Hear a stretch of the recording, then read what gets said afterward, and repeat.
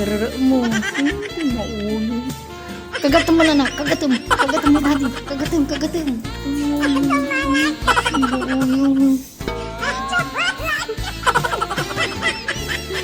Oh my God. Awa na. So, anong nangyari sa'yo? Pagpunta mo sa consulate? Oo. Pumunta ako dun sa 14th floor, di ba? Oo.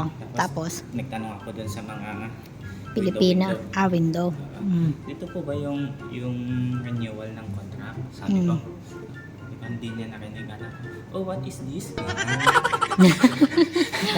Kala Chinese ka na naman. Diyos ko, ikaw talaga yung peking Chinese na Koreano. Sabi ko, dito ba yung renewal ng contract? Sabi ko, Filipino sir? Hindi po, baba po kayo ulit. Tapos punta kayo ng 29th floor. Taas kayo, taas sa baba, taas sa Oo, babalik kasi yung lift. ibang lift yung tapos doon pumunta na ako. Nandun sa window 7 na naman.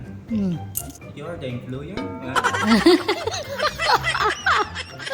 Edi, wow, you're the employer. Yes, kunang kumamat ka na. Sana all, napagkakamalang kang Chinese, ilako ka.